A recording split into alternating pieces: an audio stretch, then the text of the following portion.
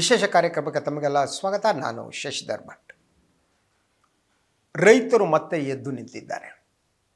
ಬೆಳಗಾವಿ ಜಿಲ್ಲೆಯ ಕಬ್ಬು ಬೆಳೆಗಾರರು ಅವರು ಅಂಥ ಮಹಾನ್ ಬೇಡಿಕೆಯನ್ನೇನು ಇಟ್ಟಿಲ್ಲ. ಬಹಳ ಸರಳವಾದ ಬೇಡಿಕೆ ಅವರದ್ದು. ಮಹಾರಾಷ್ಟ್ರದಲ್ಲಿ ಪ್ರತಿ ಟನ್ ಕಬ್ಬಿಗೆ 3,600 ರೂಪಾಯಿ ಇದೆ. ನಮಗೆ 3,500 ರೂಪಾಯಿ ಆದರೂ ಕೊಡಿ.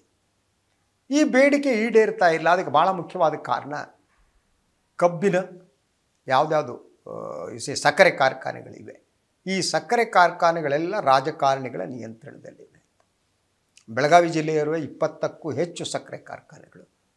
ಎಲ್ಲ ಪಕ್ಷ ಭೇದ ಬರೆದು ಎಲ್ಲ ರಾಜಕೀಯ ನಾಯಕರುಗಳು ಅವರ ಎಲ್ಲ ಪಕ್ಷದಲ್ಲಿರುವವರು ಕೂಡ ಒಂದೊಂದು ಸಕ್ಕರೆ ಕಾರ್ಖಾನೆ ಮಾಡ್ಕೊಂಡು ಸುಖವಾಗಿದ್ದಾರೆ. ಸೊ ಈ ಕಾರಣಕ್ಕಾಗಿ ಪೊಲಿಟಿಕಲಿ ಈ ಪವರ್ ಏನಿದೆಯಲ್ಲ, ರಾಜಕೀಯ ಶಕ್ತಿ ಅಂತ ಅನ್ನಿ, ಇದು ರೈತರು ಧ್ವನಿ ಎತ್ತುವುದಕ್ಕೆ ಆಗದಿರುವ ವಾತಾವರಣವನ್ನು ಸೃಷ್ಟಿಸಿದೆ. ಆದರೆ ಇವತ್ತು ಅನಿವಾರ್ಯವಾಗಿ ರೈತರು ಧ್ವನಿ ಎತ್ತಿದ್ದಾರೆ. ಅದಕ್ಕೆ ಕಾರಣ ಪ್ರತಿಯೊಂದು ಬೆಲೆ ಜಾಸ್ತಿ ಆಗಿದೆ. ನೀವು ಕಬ್ಬು ಬೆಳೆಯುವುದು ಅಂಥ ಸುಲಭವಾದ ಕೆಲಸ ಅಲ್ಲ. ಆ ಸ್ಥಿತಿ ಬಂದಿದೆ. ಈ ಸಂದರ್ಭದಲ್ಲಿ ಸ್ವಲ್ಪ ಬೆಲೆಯನ್ನು ಹೆಚ್ಚು ಮಾಡಿ ಅಂತ ಅವ್ರು ಕೇಳ್ತಾ ಇದ್ದರೆ ಅದಕ್ಕೆ ಮುಂದಾಗ್ತಾ ಇಲ್ಲ. ಸೊ ಈ ಸಿಚುವೇಷನಲ್ಲಿ ನಿನ್ನೆ ಕೂಡ ಸಂಧಾನದ ಒಂದು ಮಾತುಕತೆಗಳು ನಡೆದವು.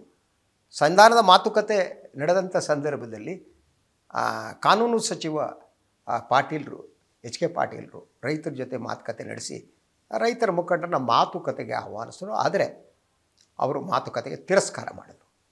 ಇಲ್ಲ, ನಾವು ಮಾತುಕತೆಗೆ ಬರೋಕ್ಕೆ ಸಿದ್ಧ ಇಲ್ಲ, ಮೊದಲ ಇದು ಮಾಡಿ ಅಂತ. ಅದರ ಜೊತೆಗೆ ಸಕ್ಕರೆ ಸಚಿವ ಶಿವಾನಂದ ಪಾಟೀಲ್ ಅವರ ಪ್ರತಿಕೃತಿಯನ್ನು ದಹನ ಮಾಡಲಾಯಿತು. ಸರ್ಕಾರದ ವಿರುದ್ಧ ಘೋಷಣೆಗಳು ಕೂಗಲಾಯಿತು.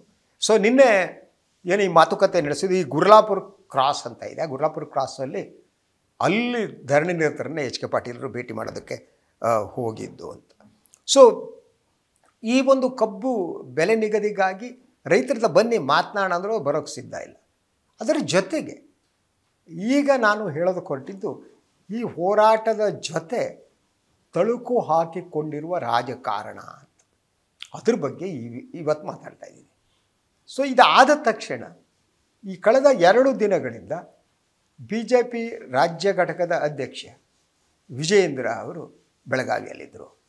ಅವರು ರೈತರ ಜೊತೆ ರೈತರಂತೆ ಉಳಿದ್ರು. ಅವರು ಹೆಗಲ ಮೇಲೆ ಹಸಿರು ಶಾಲ್ ಹಾಕ್ಕೊಂಡ್ರು. ರೈತರ ಜೊತೆ ಕುಳಿತರು, ಧರಣಿ ಕೂತರು, ಭಾಷಣ ಮಾಡಿದ್ರು. ಅಲ್ಲಿರುವವರು ಕೂಡ ವಿಜಯೇಂದ್ರಗೆ ಜೈ ಅಂದರು. ತಾವೊಬ್ಬ ರೈತ ನಾಯಕರಾಗಿ ಹೊರಹೊಮ್ಮುವುದಕ್ಕೆ ಅವರು ಇದನ್ನು ಬಳಸಿಕೊಳ್ಳೋದು ಪ್ರಾರಂಭ ಮಾಡಿದರು. ಸೊ ಅದರ ಜೊತೆಗೆ ವಿಜಯೇಂದ್ರ ಅವರಿಗೆ ಇನ್ನೊಂದು ಶಕ್ತಿ ಅಂದರೆ, ಅವರ ತಂದೆ ಯಡಿಯೂರಪ್ಪನವರು, ಅವರು ರೈತ ನಾಯಕರ ಅನುಮಾನ ಇಲ್ಲ, ರೈತರ ಪರವಾಗಿದ್ದವರು. ಈಗ ವಿಜಯೇಂದ್ರ ರೈತ ನಾಯಕರಾಗಿ ಹೊರಹೊಮ್ಮುವುದಕ್ಕೆ ಇದು ಈ ಒಂದು ಘಟನೆಯನ್ನು ಬಳಸ್ಕೊಂಡಿದ್ದಾರೆ. ಇದಕ್ಕವರು ಕೇಂದ್ರ ಗೃಹ ಸಚಿವ ಅಮಿತ್ ಶಾ ಅವರ ಜೊತೆ ಕೂಡ ಮಾತನಾಡಿದ್ರು ಅಂತ ಹೇಳಲಾಗ್ತಾಯಿದೆ. ಅವರು ಬೆಳಗಾವಿಯಲ್ಲಿದ್ದಾಗಲೇ ಅಮಿತ್ ಶಾ ಮತ್ತು ವಿಜಯೇಂದ್ರ ನಡುವೆ ಮಾತುಕತೆ ನಡೆದಿದೆ. ಸೊ ಅವರ ಅನುಮತಿಯನ್ನು ಕೂಡ ಇವರು ಪಡೆದಿರಬಹುದು. ಅಂದರೆ BJP ಈ ಕಬ್ಬು ಬೆಳೆಗಾರರ ರೈತರ ಹೋರಾಟವನ್ನು ತಮ್ಮ ರಾಜಕೀಯ ಕಾರಣಕ್ಕಾಗಿ ಬಳಸಿಕೊಳ್ಳುವುದಕ್ಕೆ ಹೊರಟಿದೆ ಅನ್ನೋದು. That is the most important thing. ಯಾಕಂದರೆ ಕರ್ನಾಟಕದ ರಾಜಕಾರಣದಲ್ಲಿ BJPಗೆ ಶಕ್ತಿಯನ್ನು ಕೊಟ್ಟಿದ್ದು ಮೊದಲಿಂದನೂ ರೈತ ಹೋರಾಟವೇ. ಕೋಮುವಾದಿ ರಾಜಕಾರಣ ಅಲ್ವೇ ಇಲ್ಲ. ಕೋಮುವಾದಿ ರಾಜಕಾರಣ BJPಯನ್ನು ಬೆಳೆಸಿಲ್ಲ, ಶಕ್ತಿಯನ್ನು ಕೊಟ್ಟಿಲ್ಲ. ರೈತ ಪರವಾದ ರಾಜಕಾರಣ ಮಾತ್ರ ಶಕ್ತಿ ಕೊಟ್ಟಿದ್ದು. ಅದನ್ನು ತಂದವರು ಯಡಿಯೂರಪ್ಪನವರು. ಯಡಿಯೂರಪ್ಪನವರ ಕಾರಣದಿಂದಾಗಿ BJP ಒಂದು ರೈತ ಪರವಾದ ಪಕ್ಷ ಅನ್ನುವ ಒಂದು ಮನ್ನಣೆಗೋ ಇನ್ನೊಂದಕ್ಕೂ ಕಾರಣ ಆದದ್ದು. ಈಗ ವಿಜಯೇಂದ್ರ ತನ್ನ ಅಪ್ಪನ ದಾರಿಯನ್ನೇ ಹಿಡಿದಿದ್ದಾರೆ. ಅಂದರೆ ರೈತ ನಾಯಕರಾಗಿ ಹೊರಹೊಮ್ಮುವ ಯತ್ನ. ಇದಕ್ಕಾಗಿ ಅವರು BJPಯ ಒಳಗೆ ಇರುವಂತಹ ಯಾರ್ಯಾರು ಸಕ್ಕರೆ ಕಾರ್ಖಾನೆಗಳ ಮಾಲೀಕರಿದ್ದಾರೆ ಅವರ ವಿರೋಧವನ್ನು ಕಟ್ಟಿಕೊಳ್ಬೇಕಾಗುತ್ತೆ. ಅದಕ್ಕೂ ತಾವು ಸಿದ್ಧ ಅನ್ನುವುದನ್ನು ಅವರು ಈ ಒಂದು ಪ್ರತಿಭಟನೆ ಮೂಲಕ ತೋರಿಸಿಕೊಳ್ಳೋಕೆ ಹೊರಟಿದ್ದು. ಅದರ ಜೊತೆಗೆ ಈ ವಿಚಾರದಲ್ಲಿ ಅವರು ಅಮಿತ್ ಶಾ ಅವರ ಆಶೀರ್ವಾದವನ್ನು ಪಡೆದಿದ್ದಾರೆ ಅನ್ನೋದು ಇದೆಯಲ್ಲ, ಅದು ಕೂಡ ತುಂಬ ಮಹತ್ವದ್ದು. ಯಾಕೆಂದರೆ ಅಮಿತ್ ಶಾ ಅವರ ಆಶೀರ್ವಾದದಿಂದನೋ ಬೆಂಬಲದಿಂದನೋ ಇನ್ನೊಂದಿಂದನೋ ಅವರು ಈ ರೈತ ಹೋರಾಟದ ಮುಂಚೂಣಿಯಲ್ಲಿ ನಿಂತಿದ್ದರೆ ಅವರನ್ನು ತಕ್ಷಣ ಅಲ್ಲಾಡ್ಸೋಕ್ಕಾಗಲ್ಲ. ಅವರಂದರೆ ಬಿ ಜೆ ಪಿಯ ಒಳಗಡೆ ಅವರ ಅಧ್ಯಕ್ಷ ಸ್ಥಾನ ಇದೆಯಲ್ಲ, ಅದು ಗಟ್ಟಿಗೊಳ್ಳುತ್ತೆ ಮತ್ತು ಪೂರ್ಣಾವಧಿಗೆ ಅವರು ಅಧ್ಯಕ್ಷರಾಗಿ ನೇಮಕ ಆಗೋದಕ್ಕೆ ಈ ರೈತ ಚಳವಳಿ ಕಾರಣ ಆಗ್ಬೋದು ಒಂದು. ಸೊ ಅದರ ಜೊತೆಗೆ ವಿಜಯೇಂದ್ರ ಅವರ ವಿರೋಧಿಗಳೇನಿದ್ದಾರೆ ಅವರು ಇನ್ನಷ್ಟು ದುರ್ಬಲರಾಗ್ತಾರೆ. ಆದ್ದರಿಂದ ಈ ರೈತ ಚಳವಳಿ ವಿಜಯೇಂದ್ರ ಅವರಿಗೆ ಶಕ್ತಿ ತುಂಬುತ್ತೆ.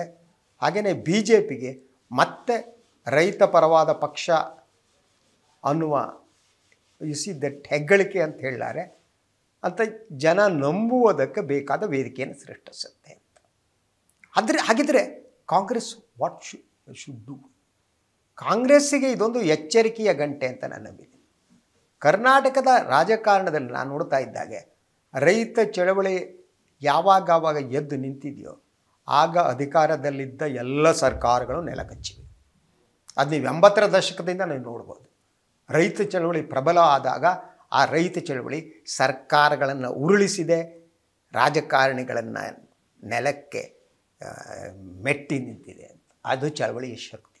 ಈಗ ಆ ರೈತ ಚಳವಳಿಗೆ ಅಂಥ ಶಕ್ತಿ ಇಲ್ಲದಿರಬಹುದು, ಇದ್ದೇ ಇದೆ ಅಂತ ನಾನು ಹೇಳಲ್ಲ. ಆದರೆ ಒಂದು ಮಟ್ಟದಲ್ಲಿ ಇದು ಪರಿಣಾಮ ಬೀರೋದು ನಿಜ. ಕಾಂಗ್ರೆಸ್ಸಿಗೆ ಇದು ಎಡವರ್ಸ್. ಸೊ ಕಾಂಗ್ರೆಸ್ಸಿಗೆ ಭಾಳ ಸ್ಪಷ್ಟವಾಗಿ ತೀರ್ಮಾನ ಕೈಗೊಳ್ಳಬೇಕಾದ್ದು ತಮ್ಮ ಪಕ್ಷದಲ್ಲಿರುವ ಸಕ್ಕರೆ ಕಾರ್ಖಾನೆಗಳ ಮಾಲೀಕರೇನಿದ್ದಾರೆ ಅವರ ಪರವಾಗಿ ನಿಂತ್ಕೋಬೇಕು, ರೈತರ ಪರವಾಗಿ ನಿಂತ್ಕೋಬೇಕು. ಸೊ ಅದರಂತೆ ಏನು ಬಿ ಜೆ ಪಿಯ ವಿಜಯೇಂದ್ರ ತಮ್ಮ ಪಕ್ಷದ ಒಳಗಿರುವ ಸಕ್ಕರೆ ಕಾರ್ಖಾನೆಗಳ ನಾಯಕರ ಮಾತಿಗೂ ಮಣಿದೆ ಎದ್ದು ನಿಂತಿರಲ್ಲ, ಸೊ ಅದೇ ರೀತಿ ಕಾಂಗ್ರೆಸ್ ಒಳಗಡೆ ಸಾಧ್ಯ ಇದೆಯಾ? ಇದು ನನಗೆ ಬಹಳ ಮುಖ್ಯವಾದ ಪ್ರಶ್ನೆ ಅಂತ ಇವತ್ತು ಅನ್ನಿಸ್ತಾ ಇದೆ. ಆದ್ದರಿಂದ ಕಾಂಗ್ರೆಸ್ ಮೇಲೆ ಇದು ದೀರ್ಘಕಾಲೀನ ಪರಿಣಾಮವನ್ನು ಕೂಡ ಬೀರ್ಬೋದು. ಬಿ ಜೆ ಪಿ ಇನ್ನೊಂದಿಷ್ಟು ಶಕ್ತಿಯುತ ಆಗ್ಬೋದು. ಸೊ ಈಗ ಇಂಥ ಸಿಚುವೇಶನ್ ಆಗಿದ್ರೆ ಕಾಂಗ್ರೆಸ್ ಏನು ಮಾಡಬೇಕು ಅಂತ. ಕಾಂಗ್ರೆಸ್ ಯಾರ ಮಾತನ್ನು ಕೇಳದೆ ರೈತರ ಕಬ್ಬಿನ ಬೆಳೆಗಾರರ ಬೆಂಬಲ ಬೆಲೆ ಇದೆಯಲ್ಲ ಅದನ್ನು ಹೆಚ್ಚಿಸುವ ಕ್ರಮ ಕೈಗೊಳ್ಳಬೇಕು. ಕನಿಷ್ಠ ಮಾರಾಟದಲ್ಲಿ 3,600 ರೂಪಾಯಿ ಏನು ಕೊಡ್ತಾ ಇದ್ದಾರೆ ಪ್ರತಿ ಟೇನಿಗೆ. ಅಟ್ಲೀಸ್ಟ್ 3,500 ರೂಪಾಯಿ ಕೊಡೋದಕ್ಕೆ ನಿಮ್ಮದೇನು ಕೊಡಿಸೋದಕ್ಕೆ ರೈತರಿಗೆ? What will happen? ರೈತರ ರಸಗೊಬ್ಬರ ಬೆಲೆ ಏನಾಗಿದೆ ಇವತ್ತು? ಒಂದು ಕಪ್ ಟನ್ ಬೆಳೆಯೋದು ಈಸಿ ಏನ್ರಿ? ನಮಗೆ ಇಲ್ಲಿ ವಿಧಾನಸೌಧದಲ್ಲಿ ಬೆಂಗಳೂರು ಕೂತ್ಕೊಳ್ಳೋರಿಗೆ ಅರ್ಥ ಆಗಲ್ಲ ರೈತರ ಕಷ್ಟ. 1 ಟನ್ ಕಬ್ಬು ಬೆಳೆಯೋದು ಎಷ್ಟು ಕಷ್ಟ ಇದೆ ಇವತ್ತಿನ ದಿನ ಅಂತ.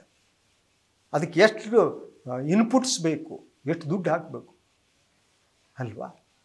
ಸೊ ಅದರ ಜೊತೆಗೆ ಸಕ್ಕರೆ ಕಾರ್ಖಾನೆಗಳಿಗೆ ಬಾಯ್ ಪ್ರಾಡಕ್ಟ್ಸ್ಗಳಿವೆ, ಎಥನಾಲ್ ಉತ್ಪಾದನೆ ಆಗುತ್ತೆ ಅಲ್ವಾ, ಬೇರೆ ಇದು ಉತ್ಪಾದನೆ ಆಗುತ್ತೆ. ಸೊ ಆ ಕಾರಣ ಕಬ್ಬಿಗೆ ಹೆಚ್ಚಿನ ಬೆಲೆ ಕೊಡೋದಕ್ಕೆ ಏನಿರೋ ಪ್ರಾಬ್ಲಮ್ಮು. ಸೊ ಆದ್ದರಿಂದ ಇದು ಬಹಳ ಮುಖ್ಯವಾದ್ದು ಮತ್ತು ಕರ್ನಾಟಕದ ರಾಜಕಾರಣದಲ್ಲಿ ಇದು ಬದಲಾವಣೆಯ ಗಾಳಿ ಬೀಸೋದಕ್ಕೂ ಕಾರಣ ಆಗ್ಬೋದು ಅಂತ ನನಗೆ ಅನಿಸುತ್ತೆ. ಮತ್ತು ಇದೆಲ್ಲ ವಿಳಂಬ ಆಗೋದಕ್ಕೆ ಕೊಡೋದು. ಆದರೆ ಈ ದೇಶದಲ್ಲಿ ಯಾವ ಸಿಚುವೇಶನ್ ನೋಡಿ, ಉತ್ತರ ಭಾರತದಲ್ಲಿ ರೈತರು ತಿಂಗಳಾನುಗಟ್ಟಲೆ ಹೋರಾಟ ನಡೆಸಿದ್ರು. ಆವಾಗ ಮೋದಿ ಸರ್ಕಾರ ನೀಡಿದ ಪ್ರತಿಕ್ರಿಯೆಯನ್ನು ನೆನಪು ಮಾಡಿಕೊಳ್ಳಿ. ಸೊ ಅದು ಬಿ ಜೆ ಪಿ ಸರ್ಕಾರ. ಇಲ್ಲಿ ಕರ್ನಾಟಕದಲ್ಲಿ ಕಾಂಗ್ರೆಸ್ ಸರ್ಕಾರ. ಅವರು ಪ್ರತಿಕ್ರಿಯೆ ರೈತರನ್ನ ಕೇವಲ ನೇಗಲ ಯೋಗಿಯ ಅಂತ ಹಾಡು ಹೇಳೋದಕ್ಕೆ ಮಾತ್ರ ಸೀಮಿತಗೊಳಿಸುವ ಬಂಡತನವನ್ನು ಈ ರಾಜಕಾರಣಿಗಳು, ರಾಜಕೀಯ ಪಕ್ಷಗಳು ತೋರಿಸ್ತಾ ಇದ್ದಾರೆ. ಆದ್ದರಿಂದ ರೈತರು ಎದ್ದು ನಿಲ್ತಾರೆ. ರೈತರು ಎದ್ದು ನಿಲ್ತಾರೆ. ಯಾಕಂದರೆ ಅವರ ಹಕ್ಕಿಗಾಗಿ ಎದ್ದು ನಿಲ್ತಾರೆ, ನ್ಯಾಯಕ್ಕಾಗಿ ಎದ್ದು ನಿಲ್ತಾರೆ. ಅವರಿಗೆ ಬೆಂಬಲ ನೀಡಬೇಕಾದ್ದು ಸರ್ಕಾರದ ಕರ್ತವ್ಯ. ಆದರೆ ಸರ್ಕಾರ ತನ್ನ ಕರ್ತವ್ಯವನ್ನು ನಿಭಾಯಿಸುವುದರಲ್ಲಿ ವಿಫಲ ಆಗ್ತಾ ಇದೆ. ಆದ್ದರಿಂದ ಇಟ್ಸ್ ದ ಮೇಜರ್ ಥಿಂಗ್. ಇದು ಭಾಳ ಪ್ರಮುಖವಾದ ಬೆಳವಣಿಗೆ ಅಂತ ಅನಿಸುತ್ತೆ. So B J P is trying to grab the situation. B J P trying to grab the situation. ಪರಿಸ್ಥಿತಿಯನ್ನು ತನ್ನ ಪರವಾಗಿ ಮಾಡಿಕೊಳ್ಳುವಂಥದ್ದು, ಪರಿಸ್ಥಿತಿಯನ್ನು ಬಳಸಿಕೊಳ್ಳುವಂಥದ್ದು, ಅದಕ್ಕೆ ಬಿ ಜೆ ಪಿ ಸಿದ್ಧ ಆಗಿದೆ. ಆದ್ದರಿಂದ ಬಿ ಜೆ ಪಿ ರೈತ ಪರವಾದ ರಾಜಕೀಯ ಪಕ್ಷವೆನ್ನುವ ಮುಖವಾಡವನ್ನು ಧರಿಸಿ ಒಳಗಡೆ ಕೋಮುವಾದವನ್ನು ಬಚ್ಚಿಟ್ಟುಕೊಂಡು ಮತ್ತೆ ಅಂಗಳಕ್ಕೆ ಇಳಿತಾ ಇದೆ. ಇದು ಕಾಂಗ್ರೆಸ್ಸಿಗೆ ಅರ್ಥ ಆಗಬೇಕು. ಅದು ಅರ್ಥ ಆಗಿಲ್ಲ ಅಂತಂದರೆ Congress will face the music. ಆವಾಗ ಕಾಂಗ್ರೆಸ್ ರಕ್ಷಣೆಗೆ ಯಾರೂ ಬರೋದಕ್ಕೆ ಸಾಧ್ಯ ಇಲ್ಲ. ಲೆಟ್ ಅಸ್ ಸಿ ಇದು ಏನಾಗುತ್ತೆ ಅನ್ನೋದನ್ನು ನೋಡೋಣ. ನಮಸ್ಕಾರ.